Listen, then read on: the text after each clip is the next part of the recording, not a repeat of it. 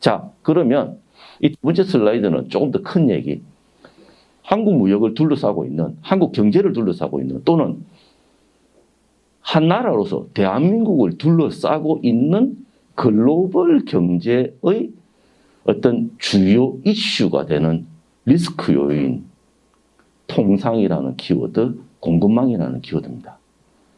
오늘 제가 큰 주제로 말씀드린다고 한 게 있죠. 무역, 통상, 공급망.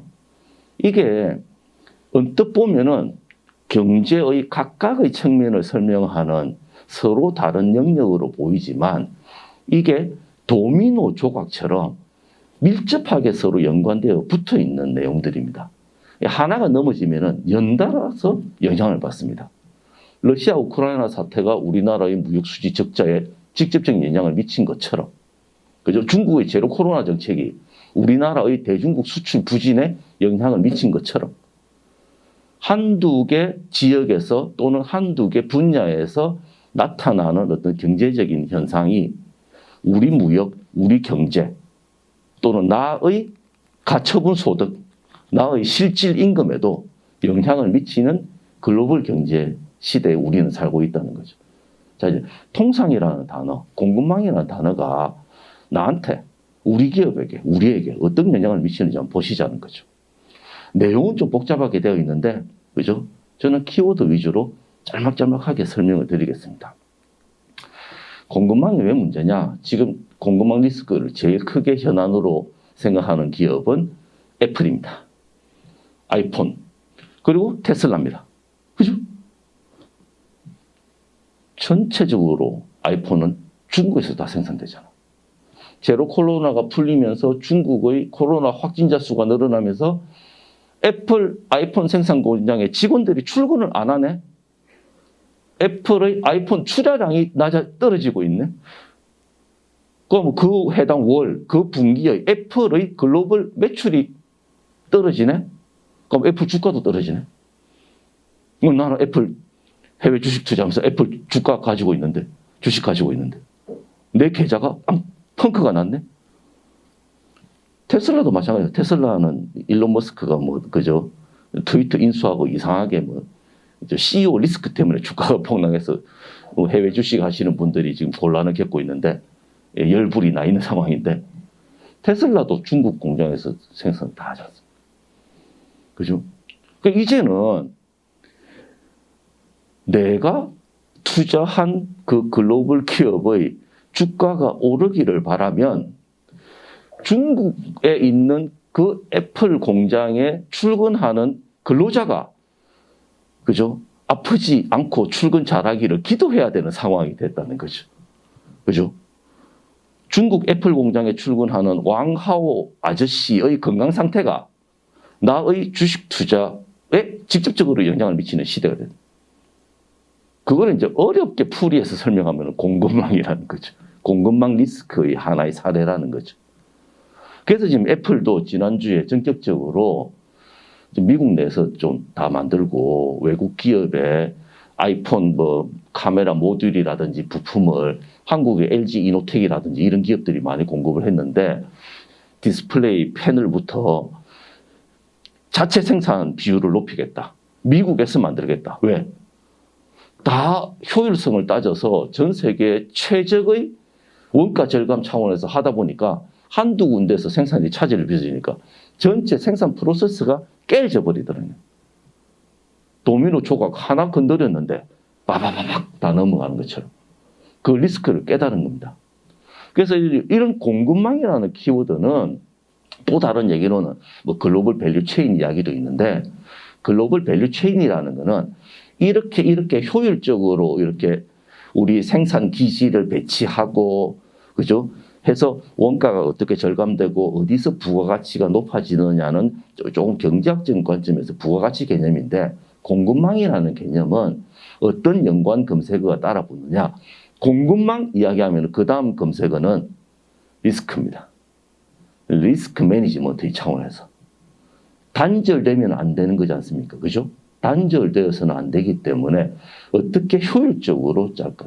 과거에는 원가 절감 차원에서 이익 극대화의 차원에서 공급망을 봤다면, 지금은 리스크를 최소화하는 차원에서, 그죠? 리스크 매니지먼트의 차원에서 공급망을 이제 업체들이 바라보기 시작하고 지난해부터 이미 움직이더라는 거죠. 그게 코로나 팬데믹과 러시아 우크라이나 사태가 공급망이라는 키워드가, 그죠? 지난해 한 해 동안 경제 뉴스에 단골 키워드로 나오게 만들었다는 거죠.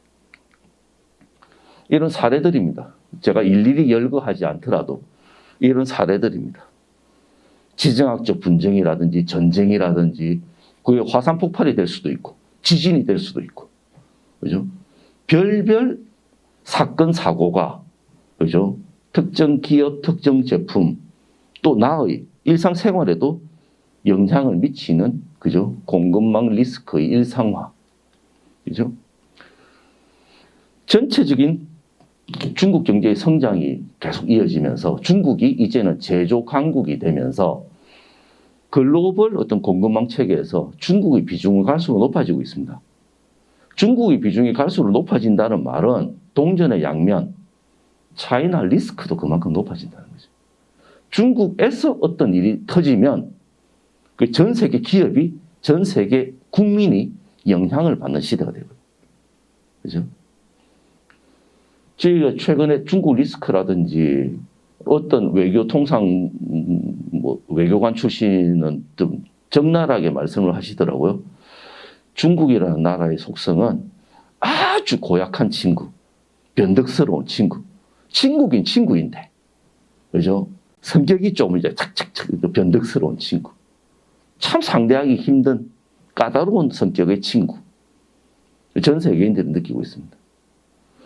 기업들에게 지금 현재 저희가 강의를 하든지 조사를 하든지 설문을 해서 만약에 귀사가 신규로 해외 투자를 하신다면 그 대상 국가가 중국인 경우가 몇 프로가 될까요? 라고 지금 설문조사를 해보면 5%도 안 나옵니다. 새로 해외 투자를 할 때 그 생산 기지를 어디에 두실 겁니까? 중국으로 가겠습니다. 한 20년, 15년 전만 해도 90% 이상이 중국이었습니다. 이제는 중국이 우리 기업에게 있어서는 블랙홀이 돼버렸어요. 제일 먼저 유통기업의 무덤이 입증됐죠. 이마트, 롯데마트. 망해서 철수했죠. 망해서 철수했습니다. 그 다음에 아모레퍼시픽, LG생활건강을 비롯한 화장품이 조금 하다가 그때 잘 나간다고 해도 채 중국 시장 점유율 3%도 안 됐거든요. 언론에서 너무 오버해서 띄운 거지. 아모레퍼시픽이 중국 화장품 시장을 석권한 것처럼 시장 점유율 3%도 못 넘겼는데 그건 언론에서 좀 띄운 겁니다. 그죠? 그리고 최고 경영자 상도 받고 그럼 뭐예요? 그죠? 사드 이후에 확 가거든요. 그 다음에 지금 무너지고 있는 게 자동차입니다. 중국이 전기차 생산량이 엄청 많아지잖아요.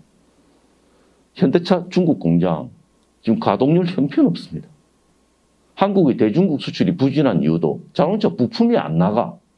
현대차가 완성차가 중국에서 잘 팔려야 자동차 부품 수출이 늘어날 거 아닙니까? 현대차가 지금 중국에서 비실거리고 있어요.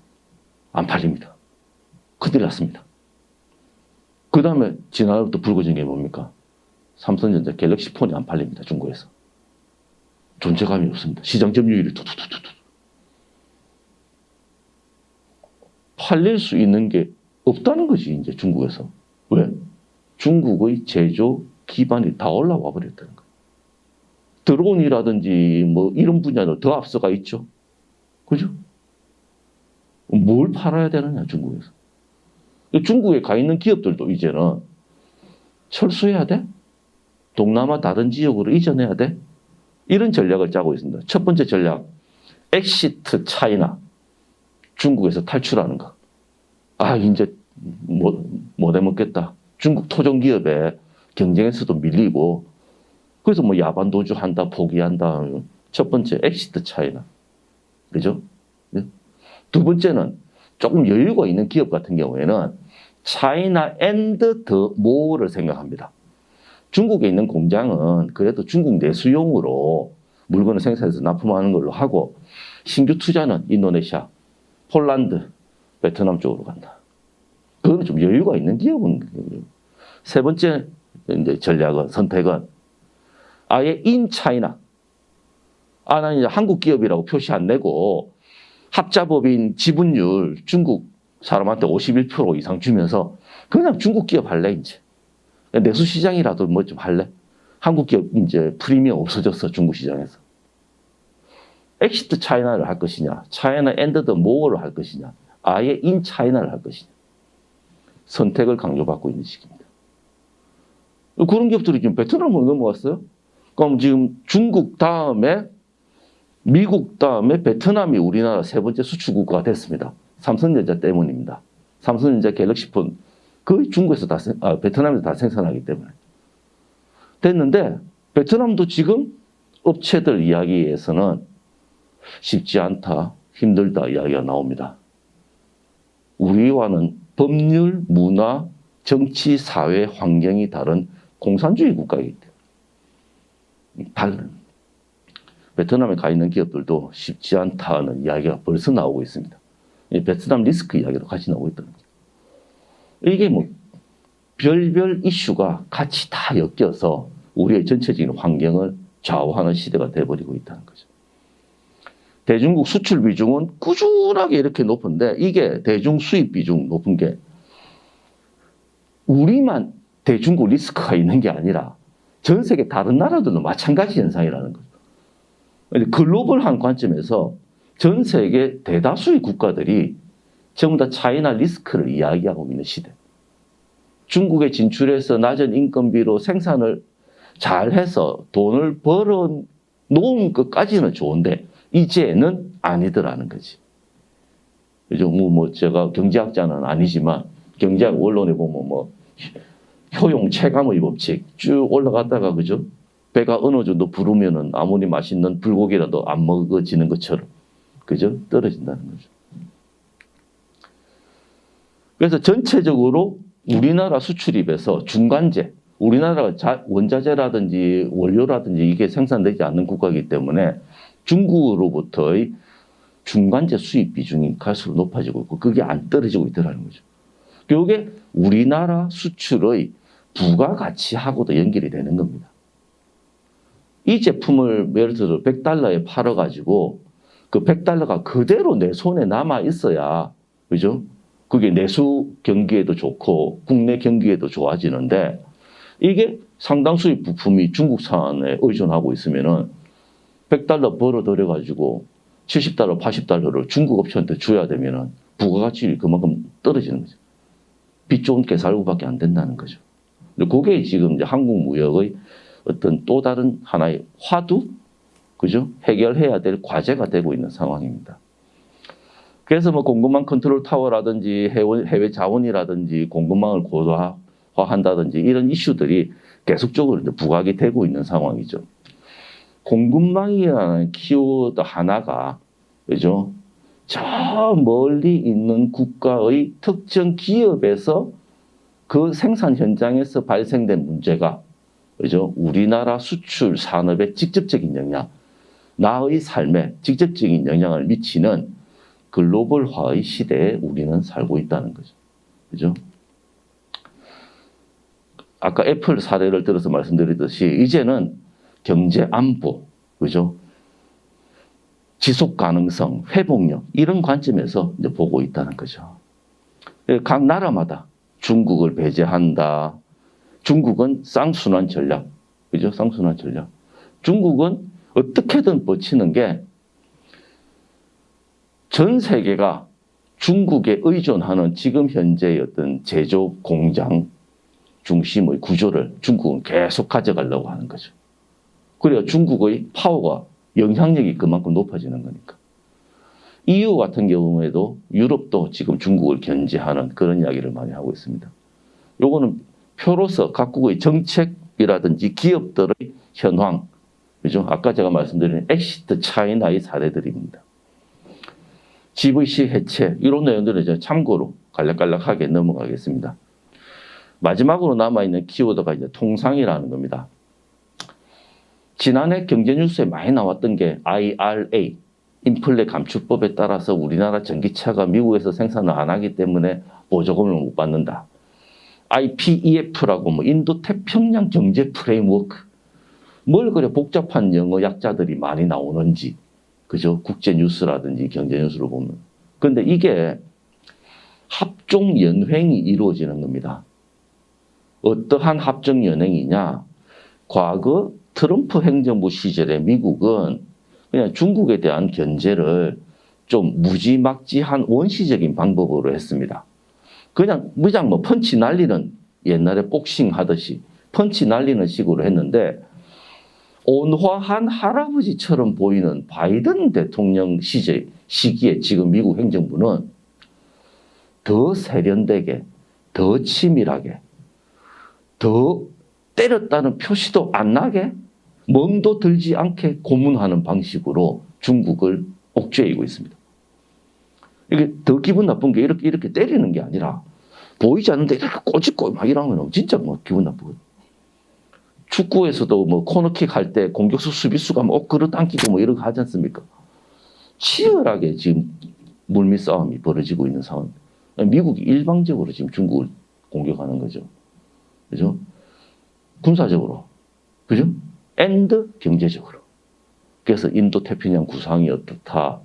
일본으로부터 한국, 대만, 싱가포르, 말레이시아, 필리핀 거쳐서 인도까지 삥 둘러서 중국을 막겠다는 거죠. 그죠? 보이지 않는 만리장성입니다. 그죠? 중국이 밖으로 못 나오게 하는 보이지 않는 그게 군사적으로, 정치적으로, 경제적으로. 그죠? 중국을 옥죄이는 전략. 그죠? 대놓고, 그죠? 인도 태평양 경제 프레임워크라고 이야기하고. 여러 가지 법안 등등을 통해서 중국을 견제하고 옥죄이는 수단으로 하고 있고. 우리나라는 선택을 강요받고 있죠. 그죠? 중국하고 계속 그렇게 놀 거야? 한미동맹 몰라? 이러면서. 우리는 그런 측면에서는 약소국이다. 그죠? 약소국가 맞습니다. 말로는 세계 12위의 경제 강국이고 수출 6위 국가고 글로벌 통상 국가라고 이야기는 하지만 그죠? 전체적인 국력이라든지 파워가 미국, 중국, 일본에 비해서 약한 건 사실이지 않습니까? 그건 인정해야 된다는 거죠. 그런 상황에서 얼마나 우리 정부가 통상의 측면에서 슬기롭게, 그죠? 전략적으로 대응을 하느냐. 이게 이제 하나의 과제가 되고 있는 상황입니다. 전체적인 어떤 권력 다툼, 힘 겨루기 차원에서는 미중 갈등이 제일 첫 번째 키워드, 통상 측면에서는. 그런데 그것만 신경 써서 될 일은 아니라는 거죠. 이게 이제 미중 전쟁의 장기화, 미중국에 대한 견제, 그죠? 인플레이션 감축법까지, 그죠? 이러한 법안들이 한치의 오차도 없이 계속 법안을 내놓습니다. 바이든 행정부가. 이 모든 법안의 내용은 메이드 인 USA로 하겠다. 중국의 제조업을 기반을 너무 의존하다 보니까 공급망 리스크도 생기고 중국 애들이 너무 크니까 이제는 미국 내 제조 기반을 그만큼 강화하겠다. 메이드 인 USA다. 다른 국가의 기업들, 중국에 투자했던 기업들 하지 마. 미국에 해. 그죠? 그런 시대가 이제 돼버렸다는 거죠. 주요 협정들이 말 그대로 프렌드 쇼링, 가치 지향의 어떤 무역과 통상, 나하고 뜻이 통하는 친구만 사귀겠다. 중국하고 놀지 마. 안 그러면 우리 그죠? 네이버 밴드에 못 들어와.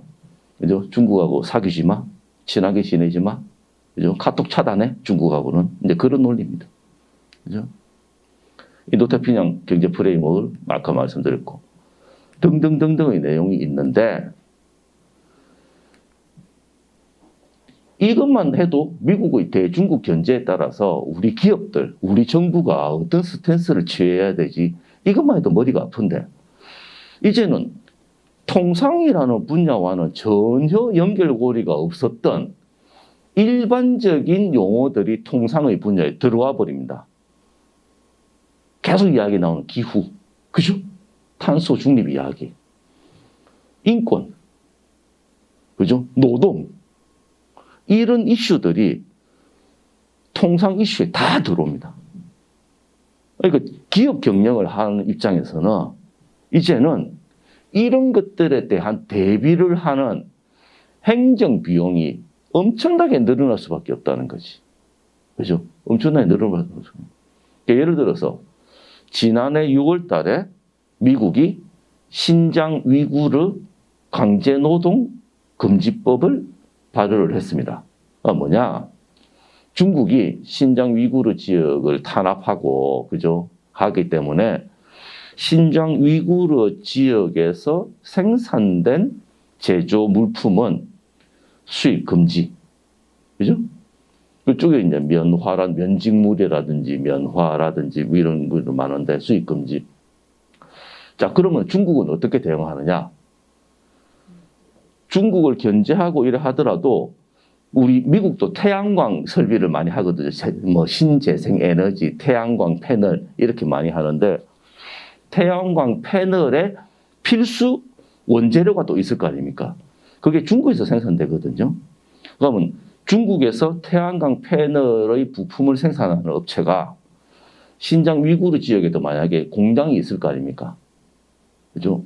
그쪽 공장에서 이 생산량을 흔히 말해서 미국을 놀리기 위해서 생산량을 더 늘려버립니다.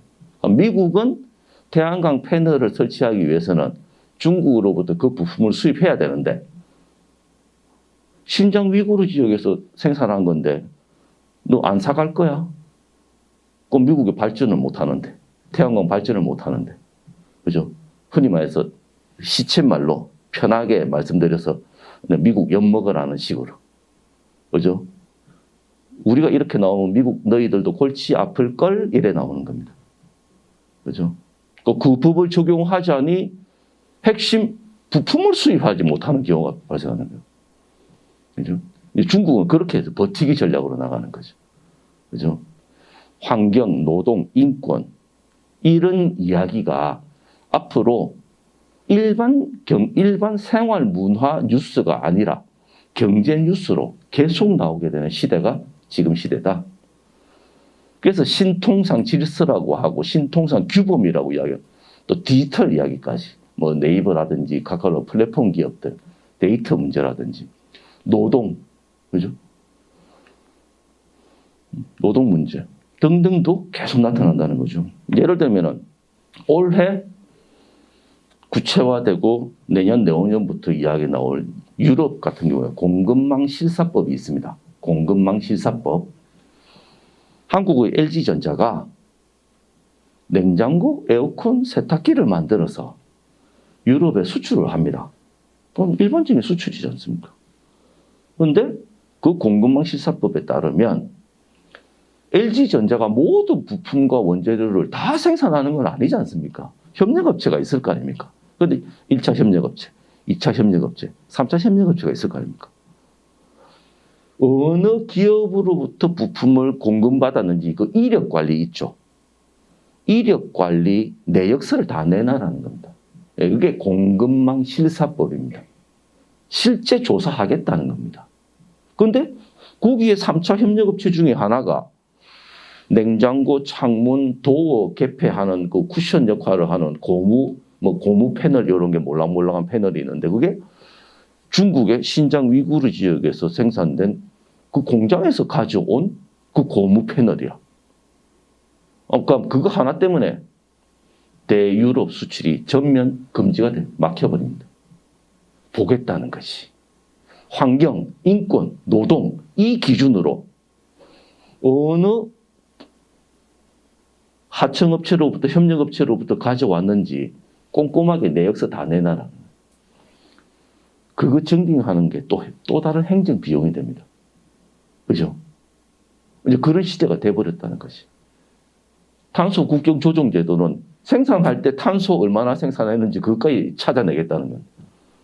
이제 우리 수출 기업의 입장에서는 제조 수출 기업의 입장에서는 흔히 말해서 진짜 장사하기 힘드네 이래 나오는 겁니다. 맞습니다. 그래 됩니다.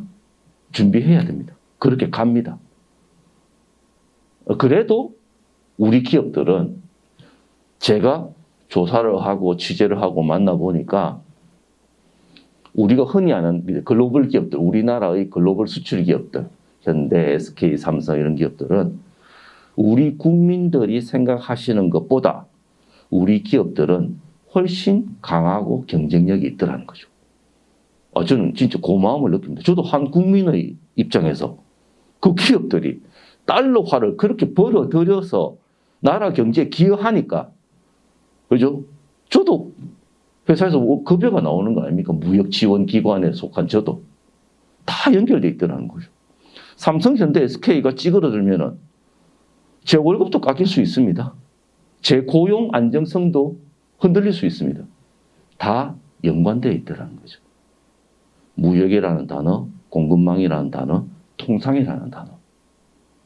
앞으로 이제 이런 단어가 어떻게 보면 큰 주제고 해당 분야의 전문가들만 언급하는 주제일 수도 있는데 이게 나의 앞으로의 어떤 직장 생활, 나의 앞으로의 소득에 직접적인 영향을 미치는 시대에 우리는 살고 있다. 그죠? 앞으로도 무역이라든지 통상이라든지 공급망이라는 어떤 기사가 나온다든지 이슈가 나왔을 때 조금 더, 그죠? 관심을 가지고 봐야 되는 시대가 되었다. 그런 당부의 말씀 드리면서 오늘 제 강의 여기서 마무리하도록 하겠습니다. 고맙습니다.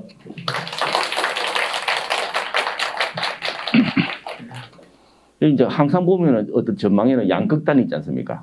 예, 앞서 말씀하신 중국 코로나가 지금 단기간에 차 그래프가 올라가는데 이게 한 달 이내에 떨어집니다. 그죠? 우리나라도 지금 한 70% 이상은 한 번씩은 감염됐다고 뭐 통계가 나오고 하기는 하는데 그게 뭐 6개월 동안 앓고 뭐 그런 건 아니지 않습니까? 그죠? 올라갔다가 한 구정이 이후 그래서 3월 정도 되면 안정이 될 겁니다. 안정이 되고 그거는 이제 일반적인 풍토병으로 넘어간다고 생각하고 남아있는 변수가 러시아 우크라이나인데 끝날 조짐이 안 보여서 문제죠. 끝날 수 있는 단추가 안 보이는 겁니다. 뭐라도 하나 풀어내야 되는데 뭐 푸틴 대통령이 어디 높은 하늘로 가시든지 그러지 않는 이상 어떻게 안 보이기 때문에 만약에 뭐 평화 협정이 되든 휴전 협정이 되든 긍정적으로 되면은 글로벌 경제와 무역에는 상당한 호재가 됩니다. 일단은 심리적으로. 그러지 않아도 지금 금리 인상이라든지 고물가로 전체 경제 주체가 지금 심리적인 것부터 위축이 되어 있고 재고가 쌓이고 제조업의 재고가 쌓이고 있는 상황에서 러시아 우크라이나 사태가 풀리면은 그 다음에 전후 복구라든지 그죠? 세계 경제가 전체적으로 심리적으로 안정되면서 에너지 가격도 조금 더 낮아질 거고 그러다 보면 소비라든지 교육이라든지 이게 활성화됩니다. 우리 수출도 좋아집니다. 지금은 저희가 마이너스 전망으로 출발하지만 플러스로 돌았을 가능성은 높습니다. 지난해 들어서 우리 기업들도 많이 인식이 바뀌어가지고 그전에는 공급망을 말 그대로 원가 개념으로 봤습니다. 흔히 말하는 구매, 조달, 재고 관리 그냥 기능적인 측면에서 봤습니다. 어느 회사 부서든지 뭐 수출입하는 통관 부서가 있고 자재 관리 파트가 있고 구매 조달 파트가 있고 그런 기능적인 측면에서만 봤는데 지난해부터는 우리 기업들도 이제 전략의 관점에서 통합해서 본다는 거죠. 구매 조달, 통관, 그죠? 재고 관리가 별개의 영역이 아니라 같은 한 묶음으로 통합된 시각으로 전략적으로 보자는 마인드셋이 바뀌었습니다. 진작에 그걸 했어야 되는데 이제는 시각 자체가 많이 바뀌었다. 공급망에 대해서도. 제가 지금 국제무역통상연구원장을 공식적으로 맡고 있는데 저희 내부 부서가 3개 실이 있고 2개 팀이 있거든요. 자, 그럼 어느 명칭을 가진 부서가 우리 연구원 내에 있냐고 생각하면은 말씀드리면은 딱 하는 일을 아실 겁니다. 첫 번째 실이 동향분석실입니다. 무역 구조, 무역 동향, 무역 전략. 매달 수출입 동향 보고 적자, 흑자, 국가별 수출, 품목별 수출 매일 보는 데가 동향분석실. 두 번째가 통상지원센터. 지금 말씀드리는 환경, 노동, 인권, 디지털이 이제 통상의 영역으로 들어오고 국가 간의 합종 연행, 글로벌 어떤 통상 질서. 그 다음이 정책연구실, 무역정책에 어떻게 건의를 하고 보고서를 쓰고 업계에 도움이 되는 두 개의 팀이 있는데 한 팀이 공급망 분석팀입니다. 공급망에 대해서 이제 글로벌 공급망, 주요 핵심 원자재. 제가 문과 출신인데, 경영학과 출신인데, 지난해부터 네이버 지식 검색을 통해서 원소 주기율표를 봅니다. 모든 공급망 리스크는 원소 주기율표에서 나오더라고. 리튬, 니켈, 알루미늄, 그죠? 그냥 네이버 지식 검색을 보는 겁니다. 그죠? 뭐 공기보다 무겁고 가볍고 뭐 물에 잘 녹고 생산량이 어떻고 부존량이 어떻고 나머지 하나의 저희 연구원의 팀이 그린 전환 팀입니다. 신재생 에너지라든지 뭐 수소 경제 시대가 어떻고 이런 얘기들. 그러니까 동향 분석, 통상, 그죠? 정책 연구, 그린 전환, 공급망. 지금 현재 무역, 통상, 경제 분야의 핵심 이슈들을 다루는 내용 중심으로 부서 명칭도 만들어져 있다는 거죠. 이것도 계속 트렌드에 따라서 맞춰 나가야 됩니다. 첫 번째, 물류는 어떤 식으로든 영향을 받습니다. 지금 현재 뭐 흔히 말해서 우리나라 같은 경우에는 육상을 통한 교육이 일어나지 않지 않습니까? 막혀 있기 때문에. 우리나라는 항공운송 아니면은 선박운송, 해상운송인데 그러다 보니 미주 항로, 유럽 항로, 아시아 항로 큰 그 루트별로 있고 거기에서 뭐 환적이 일어난다든지 이렇게 해서 이제 주변 항구로 들어가는데 전체적으로 프렌드 쇼링이라든지 이런 자국 중심주의 제조업 육성 강화 정책 지금 미국하고 EU하고 방향을 완전히 그쪽으로 틀었습니다. 의존하다 보니까 큰 문제가 생기니까 우리 경쟁력을 위해서라도 필수적인 거는 특히 반도체라든지 자동차라든지 필수적인 거는 자국 내에 유치를 하겠다. 외국인 투자도 우리 쪽으로 들어와라고 좀 강요하다시피 하고 있는 상황이기 때문에 기존의 어떤 큰 메인 항로, 특히 선박 같은 경우에는 미주 항로, 뭐 LA, 그죠? 뭐 뉴욕 이런 것보다는 같은 권역, 미주 대륙 내에서의 어떤 보통 피더선이라고 합니까? 그죠? 짧은 구간. 메인 컨테이너 선이 아니고 피더선이라든지 중간중간에만 연결하는 짧은 연결고리들이 더 많이 만들어지는 시대가 되지 않을까. 근데 그게 1, 2년 안에 되지는 않겠죠. 않지만 트렌드가 그렇게 바뀐다는 거예요. 그게 이제 대표적인 게 KTX가 서울역에서 출발하다가 SRT가 새로 수서역에 들어서면서 수서에서 부산으로 가면서 제 회사가 이제 삼성동에 있으니까 그죠? 제가 부산 출장을 가면은 이제는 서울역까지 갈 필요가 없죠. 수서역 가죠. 노선 하나가 신설된 겁니다. 그죠? SRT라는 노선 하나가 신설됐는데 빅데이터 영향도 분석을 해보니까 수서역에서 SRT가 운항을 하면서 제일 크게 타격을 입은 경로가 어디냐?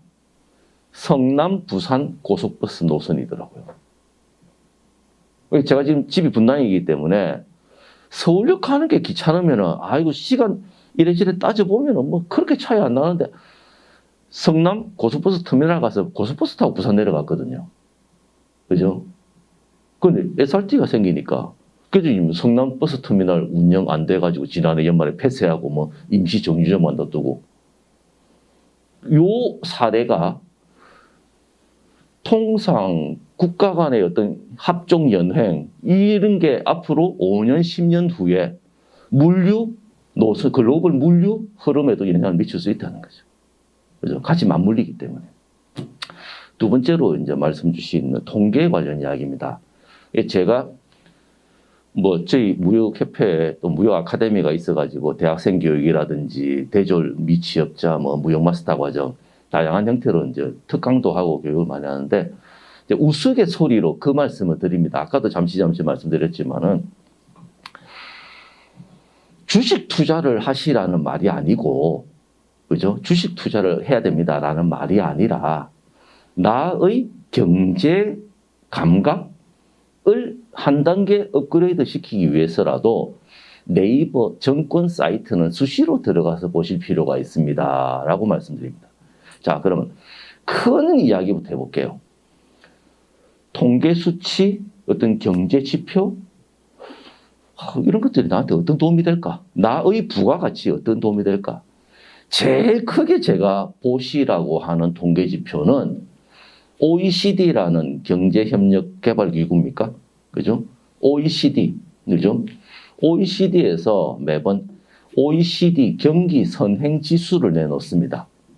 그죠? 그래프식으로 뭐 100이 기준점이고 100보다 높으면은 경기가 좀 좋아질 거다. 낮으면은 좀 부진할 거다 나오는데 우리나라의 전체 수출이라든지 이런 거 무역하고 OECD 경기 선행 지수하고 거의 유사성을 가집니다. 그래프가.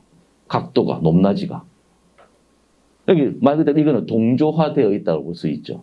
OECD 경기 선행 지수가 전 세계의 경기 사이클을 이야기하는 거니까 거기에 맞춰서 한국의 무역도, 한국의 수출도 거의 같은 그래프를 보여요.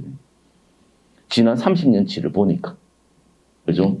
그게 이제 내가 활용할 수 있는 제일 큰 거시경제지표. 두 번째는 저희 무역협회에서 아까 이제 대한민국 국가 무역 통계를 내놓는다고 말씀드리지 않습니까? 그 통계를 자세히 보면은 우리나라의 전체 수출이 있겠죠? 수치로. 그런데 한 단계 들어가면은 대륙 경제권별 수출입이 있겠죠? 그죠? 중동 지역에 대한 수출, 아세안 지역에 대한 수출, 유럽에 대한 수출, 남미에 대한 수출. 그 다음에는 한 단계 더 내려가면은 특정 국가에 대한 수출이 있겠죠? 그죠? 특정 국가에 대한 수출이 있겠죠? 또 한 단계 더 내려가면은 특정 국가에 대한 특정 품목의 수출입이 있겠죠? 중국에 대한 반도체 수출, 미국에 대한 휴대폰 수출. 그죠? 그게 시계열로. 그죠? 몇십 년 동안의 통계가 다 보입니다. 그럼 내가 예를 들어서 네이버 정권 사이트에서 농심을 검색해 본다. 농심이라는 회사는 다 아는 회사니까. 그죠? 농심을 검색해 본다. 그럼 농심의 주가가 뭐 시계열로 뭐 그죠? 몇 년 동안의 주가가 어떻게 변동했고 본다.